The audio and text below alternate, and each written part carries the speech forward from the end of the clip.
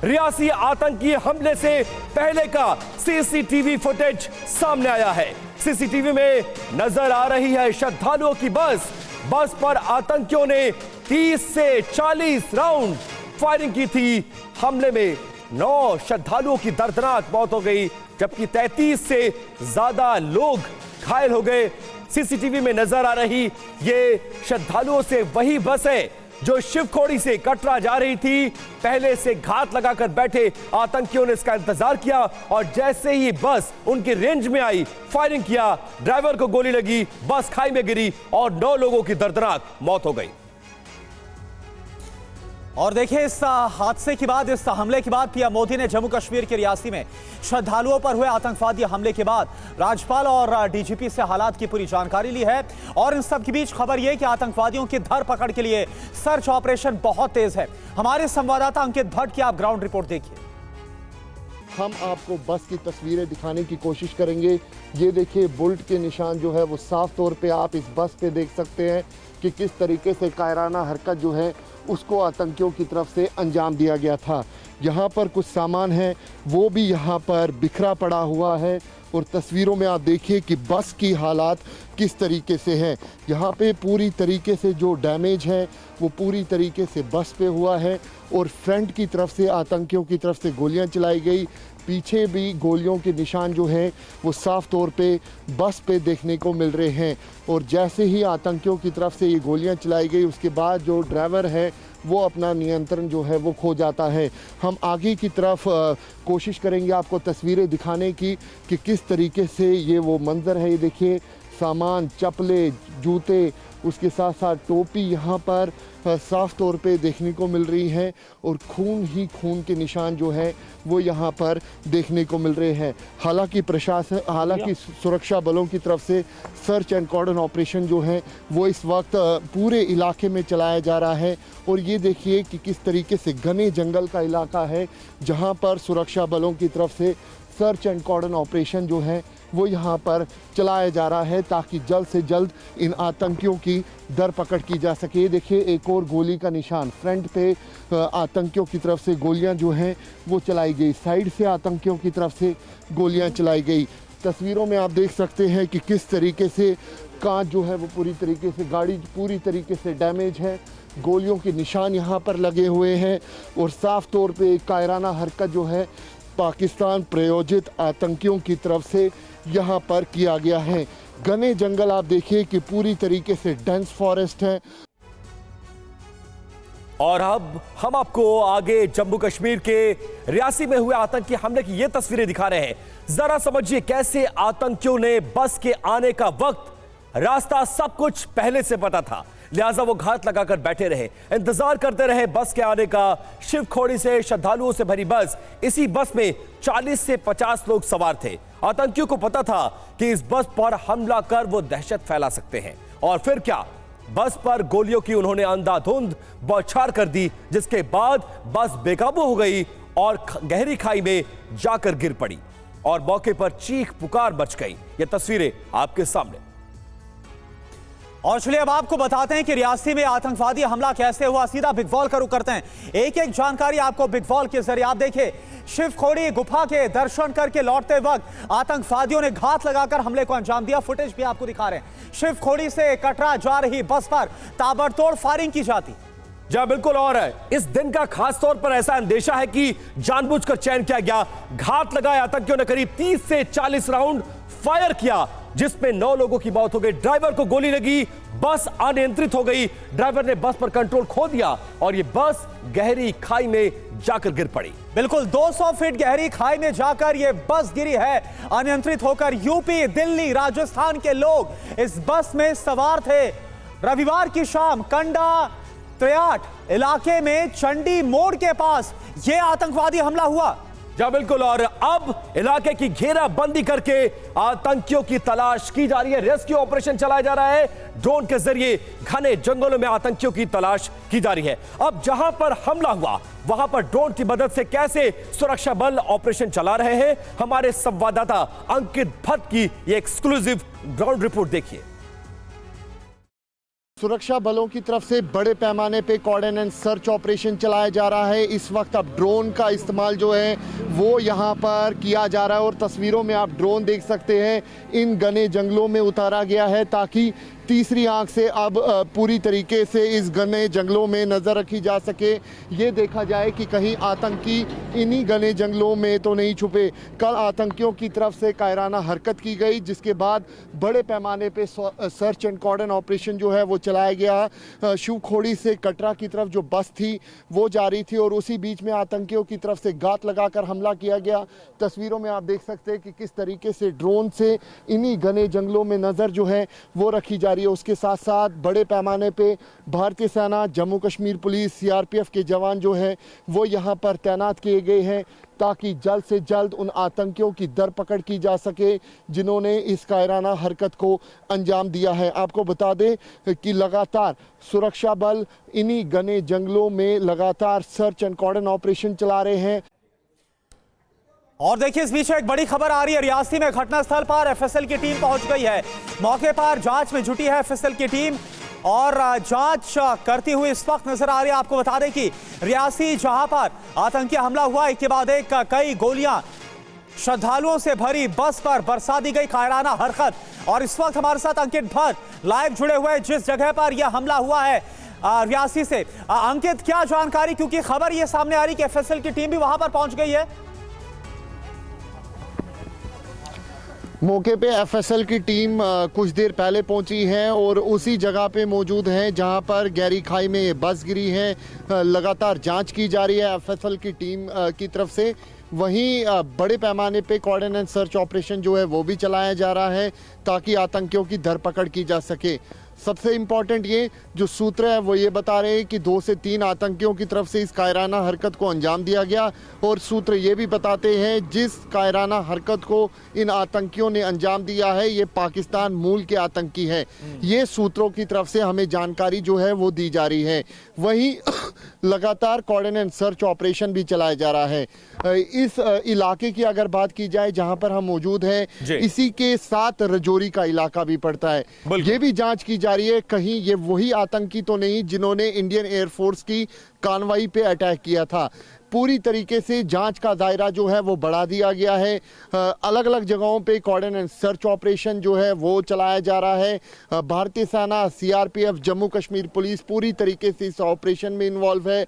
लगातार जो मॉनिटरिंग है वो टॉप ऑफिशियल्स की तरफ से की जा रही है। कुछ देर पहले खुद यहाँ पे जो टॉप ऑफिशियल्स थे वो यहाँ पर पहुंचे थे। लगातार जायजा लिया जा रहा है, लगातार प्रयास किया जा रहा है। बिल्कुल अंकित, आप मौके पर मौजूद है और इस वक्त सर्च ऑपरेशन जारी है। तमाम सुरक्षा एजेंसियों के जो अधिकारी हैं मौके पर पहुंच गए हैं। ऑपरेशन को चलाया जा रहा है और आतंकियों को कैसे पकड़ा जाए इसको लेकर रणनीति बनाई जा रही है। आप बने रहिए अंकित, आपका दोबारा रुख करेंगे और इस आतंकी हमले को लेकर एक्सपर्ट्स क्या कह रहे हैं वो आपको आगे सुनाते हैं।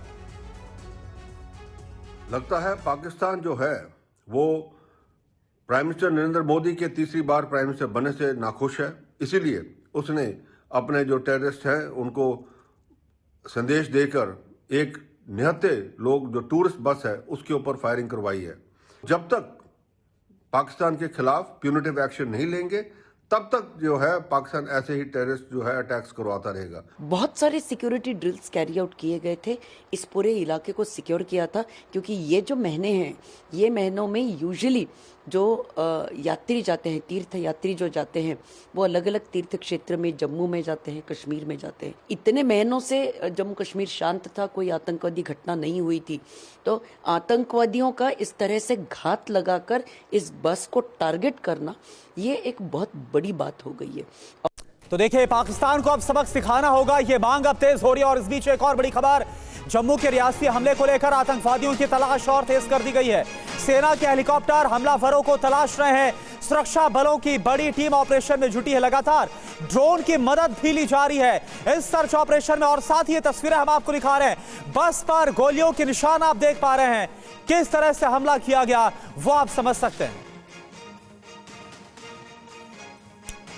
और रियासी आतंकी हमले पर अब सियासत भी शुरू हो गई है। नेताओं का क्या कुछ कहना है वो आपको सुनाते हैं। जब इस प्रकार की घटनाएं होती हैं तो स्वाभाविक बात है कि उन्होंने जिस प्रकार से कश्मीर से अब राजौरी, पुंछ, रियासी इस तरफ अपना गेम प्लान करना शुरू किया गया है, तो ये चिंता का विषय है। मुझे लगता है कि जल्द उन लोगों को मार गिराया गया। आप बार बार कहते हैं कि धारा 370 हटने के बाद जम्मू कश्मीर में अब आतंकवादी गतिविधि समाप्त हो गई है। ऐसी घटनाओं से हम सबको निजात कब मिलेगी? आपके शपथ समारोह के बाद आप एक हाई लेवल की बैठक कीजिए।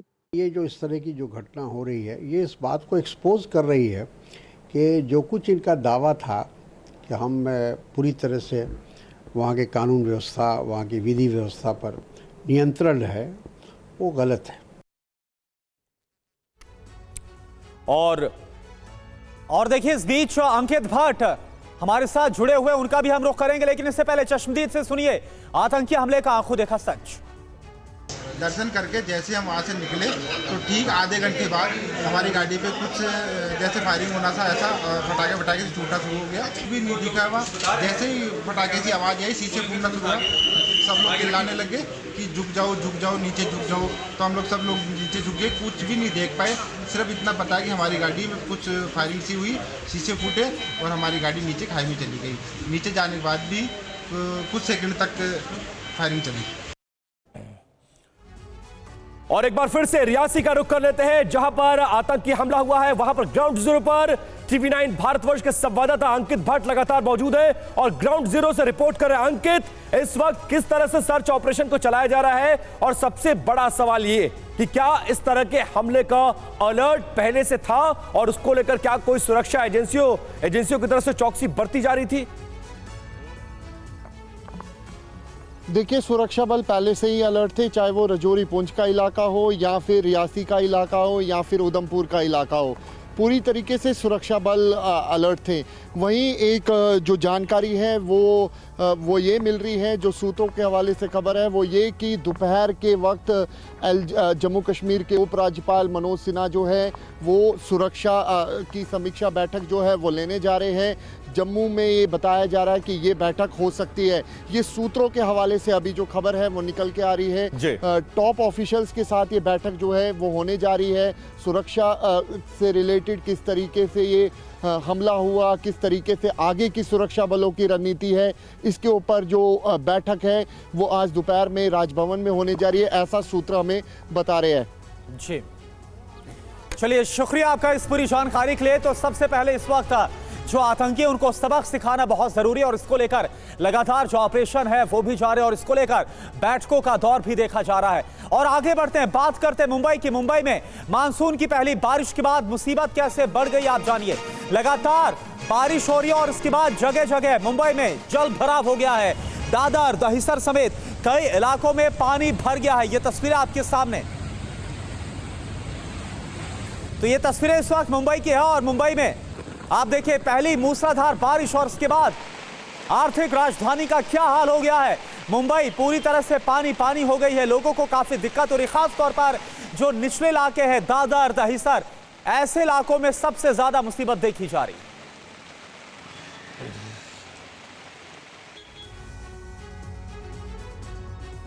और मुंबई में लगातार हो रही बारिश ने शहर की रफ्तार को रोक दिया है। दहिसर इलाके में पानी भर जाने से लोगों को भारी परेशानी का सामना करना पड़ रहा है। जगह जगह पानी भर जाने से जनजीवन अस्त व्यस्त हो गया है। 4 तस्वीरें आपके सामने, कैसे जल भराव से पूरी मुंबई की रफ्तार रुक गई है।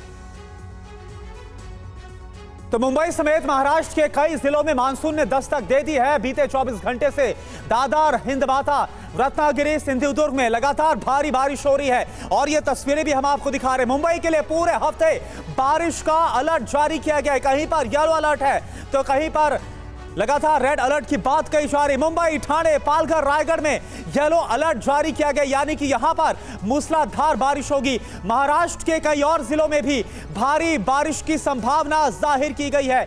यह हालात वहां पर बने हुए। पालघर जिले में सड़क का एक हिस्सा भी धंस गया, तो लोगों को लगातार मुसीबत का सामना करना पड़ रहा है इस भारी बारिश के बाद।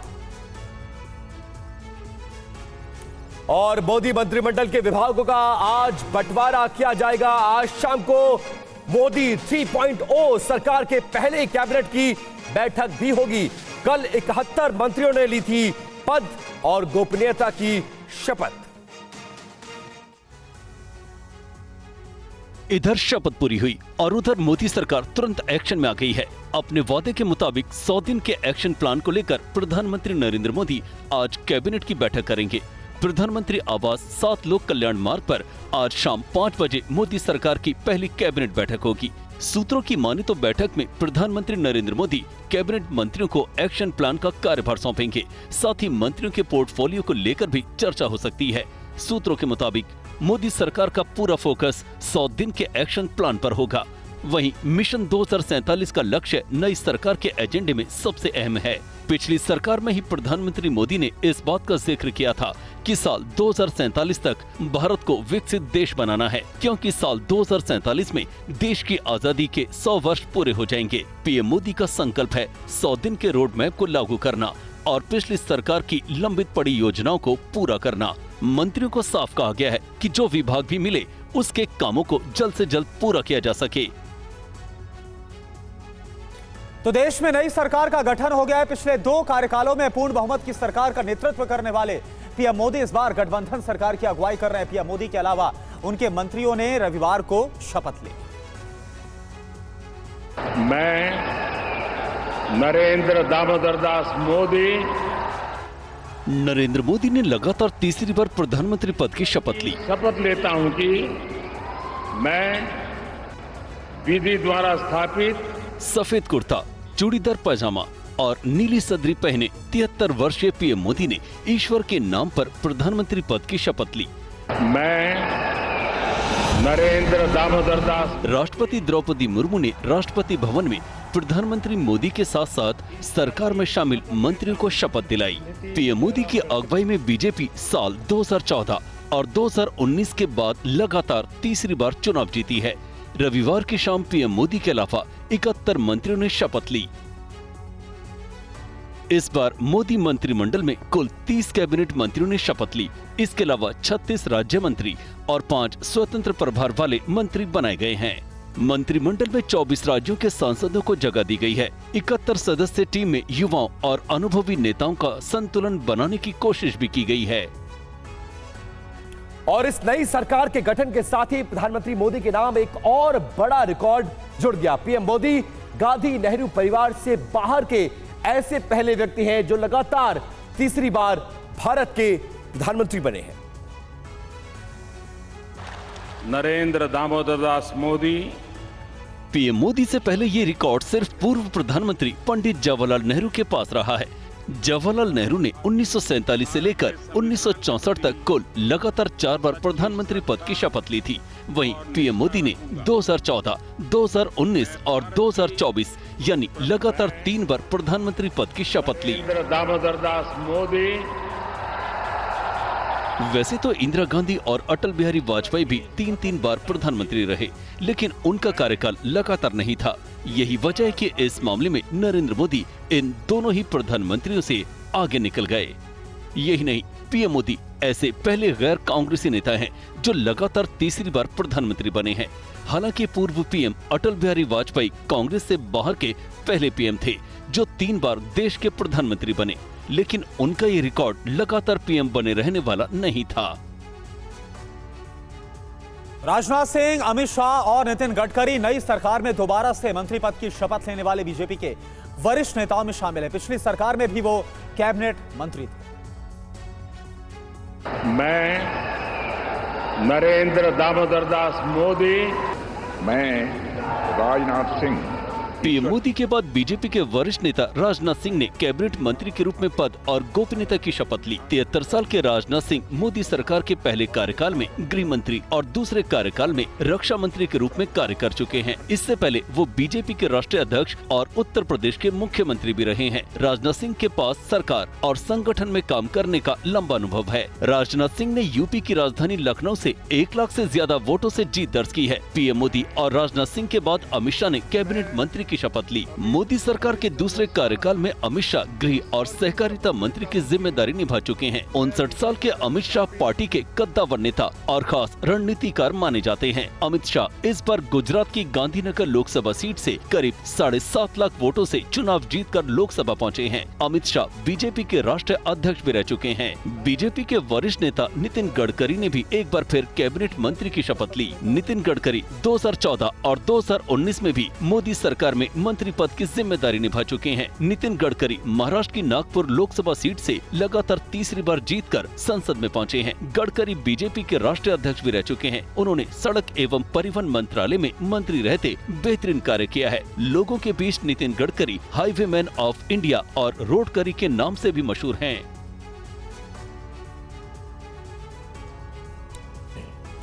बीजेपी के राष्ट्रीय अध्यक्ष जेपी नड्डा ने भी मोदी सरकार 3.0 में कैबिनेट मंत्री पद की शपथ ली है। मैं जगत प्रकाश नड्डा ईश्वर की शपथ लेता हूं कि बीजेपी के राष्ट्रीय अध्यक्ष जेपी नड्डा मोदी सरकार में दूसरी बार मंत्री बने हैं। इससे पहले जेपी नड्डा पीएम मोदी के पहले कार्यकाल में स्वास्थ्य और परिवार कल्याण मंत्री के पद पर रहे थे। जून 2019 में उन्हें बीजेपी का कार्यकारी अध्यक्ष बनाया गया था। उसके बाद जनवरी 2020 में जेपी नड्डा को राष्ट्रीय अध्यक्ष बनाया गया था। जेपी नड्डा के नेतृत्व में बीजेपी ने देश भर में शानदार प्रदर्शन किया है। बीजेपी अध्यक्ष के तौर पर उनके कार्यकाल में कई राज्यों में बीजेपी की सरकारें बनी। बीजेपी राष्ट्रीय अध्यक्ष के रूप में उनका कार्यकाल इसी महीने पूरा हो रहा है। संगठन में उनके बेहतरीन कार्य को देखते हुए ही उन्हें केंद्र में कैबिनेट मंत्री की जिम्मेदारी दी गई है। हिमाचल प्रदेश से संबंध रखने वाले जेपी नड्डा फिलहाल राज्यसभा सांसद हैं। इससे पहले केंद्र में स्वास्थ्य मंत्री रहते हुए उन्होंने अपने गृह राज्य हिमाचल प्रदेश को कई सौगातें दी थी। अब दोबारा केंद्र में कैबिनेट मंत्री बनने के बाद हिमाचल प्रदेश को उनसे काफी उम्मीदें हैं। और वहीं 4 बार मध्य प्रदेश का मुख्यमंत्री रहने के बाद शिवराज सिंह चौहान को अब केंद्र में कैबिनेट मंत्री बनाया गया है। शिवराज सिंह चौहान पहली बार केंद्र में मंत्री बने। मैं शिवराज सिंह चौहान ईश्वर की शपथ लेता हूं कि मैं विधि द्वारा स्थापित भारत के संविधान के प्रति मध्य प्रदेश के पूर्व मुख्यमंत्री और बीजेपी के कद्दावर नेता शिवराज सिंह चौहान ने मोदी मंत्रिमंडल में 6ठे नंबर पर शपथ ली। शिवराज सिंह चौहान को जमीन से जुड़ा हुआ नेता माना जाता है। राजनीति में शिवराज सिंह चौहान का अनुभव भी बहुत लंबा रहा है।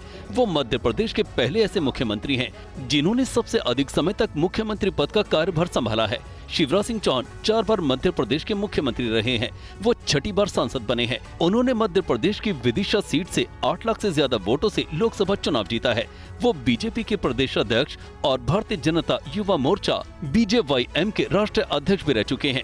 शिवराज सिंह चौहान मोदी मंत्रिमंडल में एक ऐसा बड़ा चेहरा है जिनका केंद्र में कैबिनेट मंत्री बनाया जाना तय माना जा रहा था। माना जा रहा है कि शिवराज चौहान को केंद्र में अहम जिम्मेदारी मिलने के बाद मध्य प्रदेश में बीजेपी की ताकत और ज्यादा बढ़ेगी। और इस बार मोदी सरकार में जातिगत समीकरण को भी जमकर साधने की कोशिश की गई है। आइए देखते हैं ये रिपोर्ट। मोदी सरकार में इस बार जाति समीकरण का पूरा ध्यान रखा गया है और मंत्रियों के चयन में जातिगत संतुलन बनाने की कोशिश की गई है। मोदी 3.0 सरकार में 25 स्वर्ण मंत्री बने हैं। 27 मंत्री ऐसे हैं जो ओबीसी से संबंध रखते हैं। अनुसूचित जाति और जनजाति से 15 मंत्री बनाए गए हैं, जबकि 5 अल्पसंख्यकों को भी मंत्रिमंडल में जगह दी गई है। स्वर्ण मंत्रियों में राजनाथ सिंह, अमित शाह, नितिन गडकरी, जेपी नड्डा, गिरिराज सिंह, ललन सिंह, एस जयशंकर, पीयूष गोयल, मनोहर लाल खट्टर, मनसुख मांडविया, जयंत चौधरी, धर्मेंद्र प्रधान, जितेंद्र सिंह और गजेंद्र सिंह शेखावत जैसे नेता शामिल हैं। जबकि शपथ लेने वाले ओबीसी मंत्रियों में शिवराज सिंह चौहान, अनुप्रिया पटेल, राव इंद्रजीत सिंह, कृष्णपाल गुर्जर, भूपेंद्र यादव, HD कुमारस्वामी और नित्यानंद राय शामिल हैं। इसके अलावा अनुसूचित जाति के नेताओं में अर्जुन राम मेघवाल, चिराग पासवान, जीतन राम मांझी, रामदास आठवले जैसे नेताओं को मंत्रिमंडल में जगह दी गई। वहीं आदिवासी वर्ग के मंत्रियों में जुएल ओरांव, श्रीपद नाइक और सर्बानंद सोनोवाल शामिल हैं। और अब देखिए, मोदी मंत्रिमंडल में सबसे चर्चित नाम इस वक्त टीडीपी के सांसद राम मोहन नायडू का है। वो मोदी सरकार 3.0 में सबसे कम उम्र के मंत्री बने। I, Kinjarapu Ram Mohan Naidu, Modi cabinet में मंत्री पद की शपथ लेने वाले सबसे कम उम्र के मंत्री राममोहन नायडू आंध्र प्रदेश के श्रीकाकुलम से टीडीपी सांसद हैं। वो 36 साल की उम्र में तीसरी बार सांसद बने हैं। राममोहन नायडू टीडीपी के बड़े नेताओं में माने जाते हैं। वो पार्टी अध्यक्ष चंद्रबाबू नायडू के बेहद करीबी माने जाते हैं। राममोहन नायडू को राजनीति विरासत में मिली है। उनके पिता येरन नायडू भी टीडीपी के कद्दावर नेताओं में थे। पिता की सड़क दुर्घटना में मृत्यु के बाद राममोहन नायडू ने राजनीति में कदम रखा था। राममोहन नायडू पिता की विरासत को आगे बढ़ाते हुए 2014 में राजनीति में उतरे। 26 साल की उम्र में वो श्रीकाकुलम से पहली बार सांसद चुने गए। अब मोदी मंत्रिमंडल में उन्हें शामिल किया गया है। एनडीए में बीजेपी के बाद टीडीपी सबसे बड़ी पार्टी है, जिसे लोकसभा चुनाव में 16 सीटें मिली हैं। ऐसे में माना जा रहा है कि टीडीपी के हिस्से में महत्वपूर्ण मंत्रालय आ सकते हैं। उम्मीद की जा रही है कि पार्टी के युवा सांसद राममोहन नायडू को भी अहम जिम्मेदारी दी जा सकती है।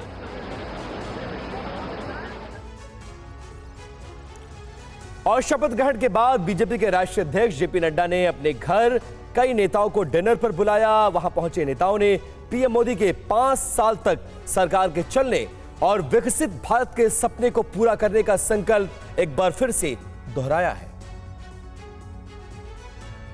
मंत्री जी को, पूरी कैबिनेट को बहुत बहुत बधाइयाँ, शुभकामनाएं देता हूँ। विकसित भारत के संकल्प को पूरा करने का जो लक्ष्य माननीय प्रधानमंत्री जी ने तय किया है, हम सब कार्यकर्ता मिलकर के उसे शीघ्र ही पूरा कर पाएंगे। तो जिस तरह से जो कैबिनेट की है, तो विकसित भारत का सपना उसकी नींव अभी रखी है, वो सपना साकार। तीसरी बार सरकार बनी है, बहुत कठिन काम करना है। हमारे नरेंद्र मोदी जी का दृढ़ निश्चय है। हम लोग पहला और दूसरा तरफ से ज़्यादा काम करेंगे। भारत को तीसरी अर्थव्यवस्था करेंगे हम लोग। कांग्रेस पार्टी ने बहुत बार दे दिया था देश को धोखा, इसलिए नरेंद्र मोदी जी को तीसरी बार प्रधानमंत्री बनने का मिल गया है मौका। और राहुल गांधी जी के लिए पूरे दरवाजे बंद है प्रधानमंत्री के। अभी 20, 25 साल, 30 साल उनको राहतें देखनी पड़ेगी। हमारी एनडीए बहुत स्ट्रांग है और 5 साल तक हमारी सरकार चलेगी। और जो भी मतलब गरीब है, दलित है, आदिवासी है, महिला है, युवा है, किसान है, ऐसे सब लोगों के लिए माननीय मोदी सरकार काम और एनडीए में शामिल एनसीपी नेता अजीत पवार गुट को मोदी कैबिनेट में जगह नहीं मिली है। ये रिपोर्ट देखिए। लोकसभा चुनाव में एनडीए की पार्टनर एनसीपी अजीत पवार गुट से किसी भी मंत्री ने शपथ नहीं ली। एनसीपी अजीत गुट से प्रफुल्ल पटेल को पहले मंत्री पद दिए जाने की चर्चाएं थी, लेकिन मोदी मंत्रिमंडल में जगह न मिलने से सारी अटकलें खत्म हो गई। प्रफुल्ल पटेल साहब, उन्होंने कैबिनेट मिनिस्टर के नाते बहुत दफ़ा सेंट्रल में काम किया है और कैबिनेट मिनिस्टर होते हुए फिर इंडिपेंडेंट चार्ज लेना हमें ठीक नहीं लगा। इसीलिए हमने बताया कि हम रुकने के लिए कुछ दिन के लिए तैयार है, लेकिन हमें कैबिनेट मिनिस्टरशिप चाहिए। उधर एनसीपी से किसी को मंत्रिमंडल में जगह न मिलने के बाद एनसीपी पवार गुट ने तंज कसा। अंतर्गत विषय है, लेकिन बीजेपी की जो हमारे दोस्त हैं काफी सारे, जिन्होंने आप बीजेपी के साथ काम किया है, पहले मैंने ऐसी चीजें उनके बारे में सुन चुकी है, तो ये कोई नया अनुभव नहीं है। पीएम मोदी के शपथ लेने के बाद उज्जैन के महाकालेश्वर मंदिर में विशेष पूजा आरती की गई। आप रिपोर्ट देखिए। उज्जैन में अपने गर्भगृह में विराजमान बाबा महाकालेश्वर, दिव्य और भव्य आरती और श्रृंगार, ऐसे दृश्य तो आपने कई बार देखे होंगे, लेकिन बाबा महाकाल की कल शाम हुई ये आरती कुछ विशेष थी। ये आरती पीएम नरेंद्र मोदी के तीसरी बार प्रधानमंत्री की शपथ लेने के बाद की गई। बताया जाता है कि किसी भक्त ने बाबा से ये मनोकामना रखी थी कि वो बाबा के पूरे गर्भगृह को फूलों से सजाएगा, विशेष आरती करवाएगा। इधर पीएम मोदी शपथ ले रहे थे, उधर भक्त अपने इष्ट के सामने हाजिर हुआ।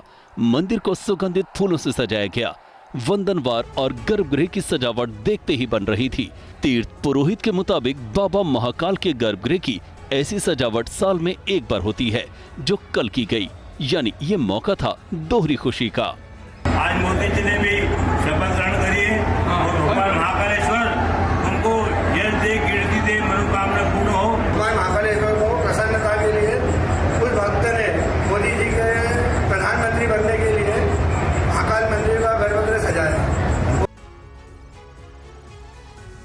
और अगली खबर दिल्ली से, जहां पर दिल्ली में जल संकट को लेकर आज आम आदमी पार्टी सड़कों पर उतरेगी। पार्टी ने हरियाणा भवन के घेराव करने का प्लान तैयार किया है।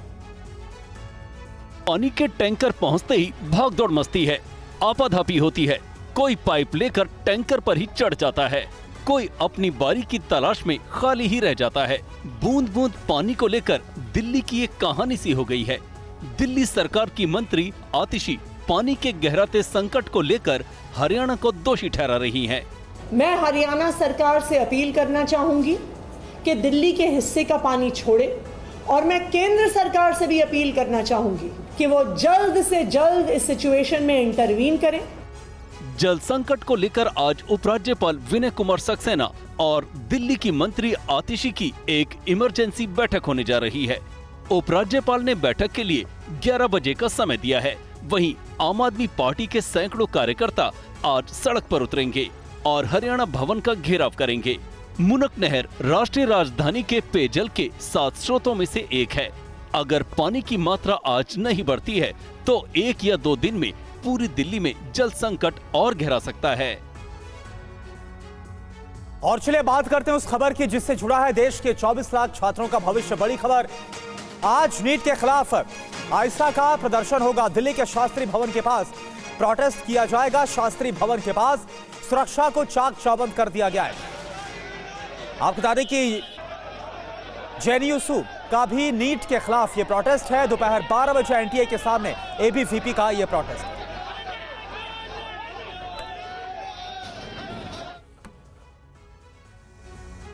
और नीट रिजल्ट के खिलाफ गुस्सा बढ़ता जा रहा है। तमाम छात्र संगठन मुखर होकर इसके खिलाफ आवाज उठा रहे हैं। आज दिल्ली में कई छात्र संगठनों का हल्ला बोल का कार्यक्रम है। आइसा, एबीवीपी और जेएनयू प्रदर्शन करेगी। यानी इस मामले में ये तमाम संगठन अब फिलहाल पीछे हटने को तैयार नहीं है। और देखिए नीट मामले से जुड़ी एक और बड़ी खबर, सुप्रीम कोर्ट में उम्मीदवारों की याचिका, केस की जल्द सुनवाई की याचिका दाखिल की गई। आज सुप्रीम कोर्ट में हो सकती है केस की मेंशनिंग। फिर नीट यूजी परीक्षा कराने की मांग इस याचिका के जरिए की गई है। तो मामला अब सुप्रीम कोर्ट भी पहुंच गया है और अब एक और याचिका छात्रों की तरफ से सुप्रीम कोर्ट में लगा दी गई। और एक तरफ उम्मीदवारों का एक गुट सुप्रीम कोर्ट का दरवाजा खटखटाकर जल्द मामले की सुनवाई की मांग कर रहा है और फिर से परीक्षा के आदेश की मांग कर रहा है। तो दूसरी ओर मध्य प्रदेश हाईकोर्ट में भी इसी मामले को लेकर एक याचिका दायर की गई है। रिपोर्ट देखिए। और इस बीच आपको बता दें, सवाल यह उठा है कि आखिर एक साथ 67 छात्रों को 100% नंबर कैसे मिल गए, सभी को पहली रैंक कैसे दे दी गई। ऐसा नीट के इतिहास में आज से पहले हुआ नहीं था। 1-2 छात्र टॉप होते थे, लेकिन इस बार जो हुआ वो सोच में डालने वाला है। दूसरा सवाल यह उठा है कि एक ही सेंटर से 8 टॉपर्स कैसे बन गए। छात्रों का आरोप यह है कि पूरा का पूरा सेंटर ही मैनेज कर लिया गया था। 8 में से 6 को 720/720 अंक मिल गए, तो 2 को 718 और 719 अंक मिले हैं। अब सवाल यहां पर यह उठता है कि 718 और 719 नंबर मिल कैसे सकते हैं। या तो 720 नंबर मिलेंगे या फिर 716 या फिर 715, क्योंकि नेगेटिव मार्किंग है। यह सवाल 1-2 नहीं बल्कि 24 लाख छात्रों के भविष्य का है और इसी के बाद धांधली का जो आरोप है वो लगाया गया। अब चलिए आपको यह समझाते हैं कि आखिर 718 और 719 अंक पर सवाल क्यों उठाया जा रहा है, क्यों कहा गया है कि इसमें बकायदा धांधली की गई। बिग वॉल पर सीधे आपको दिखाते हैं कि हुआ क्या है और क्या आरोप लगाए जा रहे हैं। आप जरा देखिए, नीट परीक्षा में हर सवाल 4 अंक का होता है। गलत जवाब देने पर 1 नंबर कट जाता है। 718 719 पर जो सवाल उठा है वो हम आपको बता रहे, उदाहरण 1 और उदाहरण 2 के जरिए। अब उदाहरण 1 क्या कहता है, कुल अंक है 720। अब एक सवाल का जवाब नहीं दिया गया तो माइनस क्या हो जाएंगे, 4 अंक और 716 अंक आएंगे। अब आगे अगर जाते हैं उदाहरण 2 की तरफ तो यहां पर 720, जैसा कि आपको पता है कुल अंक। एक सवाल का जवाब नहीं दिया गया तो -4 यहां पर होगा और एक जो माइनस मार्किंग है वो नेगेटिव मार्किंग भी की जाएगी और इसी के साथ 715 अंक मिलेंगे। यानी या तो 716 अंक या तो 715 अंक मिले, लेकिन आ क्या रहे हैं 718 और 719 अंक आ रहे हैं और इसी को लेकर जो सवाल है वो खड़े किए गए। और अब आगे बात T20 वर्ल्ड कप की। T20 वर्ल्ड कप में भारत ने पाकिस्तान को 6 रनों से हरा दिया। भारत की जीत के बाद क्रिकेट प्रशंसकों ने जमकर जश्न मनाया। तस्वीरें आप भी देखिए।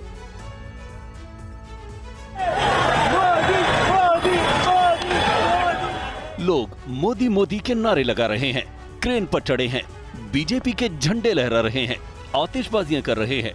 लेकिन ये जोश पीएम मोदी के नेतृत्व में बनी नई सरकार का नहीं, बल्कि T20 वर्ल्ड कप में भारत की पाकिस्तान पर फतह का है।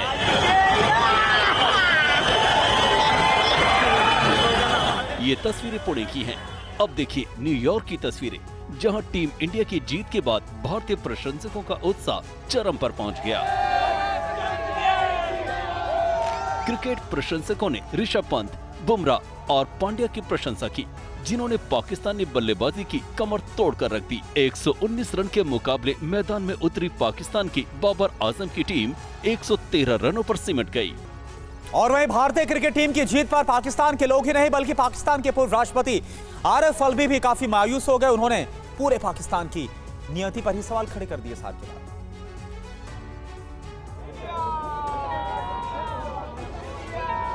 T20 वर्ल्ड कप में पाकिस्तान के दर्शकों को बाबर आजम की टीम ने मायूस किया। मायूसी के मारे पाकिस्तान के पूर्व राष्ट्रपति आरिफ अलवी भी चुप नहीं रह सके। दर्द छलका और सोशल मीडिया पर लिख डाला, कुछ भी काम नहीं कर रहा है, मुझे क्यों उम्मीद है कि क्रिकेट ऐसा करेगा। पाकिस्तानी क्रिकेटर रावलपिंडी एक्सप्रेस के नाम से जाने जाने वाले शोएब अख्तर हताश हो गए। अब तक की लगातार 2 मैचों की हार से इतने निराश हो गए कि उन्होंने कह डाला, एक टेम्पलेट ही बना देना चाहिए जिस पर निराशा वाली पोस्ट डाली जाए। अब पाकिस्तान के एक फैन का दर्द देखिए। ये बेचारा अपनी ट्रैक्टर बेचकर न्यूयॉर्क मैच देखने पहुंचा था, लेकिन उसे अब लग रहा है कि ये दोहरा घाटा साबित हुआ। पाकिस्तान की फैन तो कोहली की तारीफ करती दिखी, वो तो उनकी तस्वीर वाली लॉकेट पहनकर आई थी। कांग्रेचुलेशंस पड़ोसियों, पड़ोसी जीत के हम पहले से विराट कोहली जी की टीम को सपोर्ट कर रहे थे। दुख इस बात का है कि 1 डाउन नहीं भेजा गया कोहली जी को, जिसकी वजह से उनकी परफॉर्मेंस सेंचुरी जो हम हमेशा देखना चाहते हैं वो नहीं देख पाए।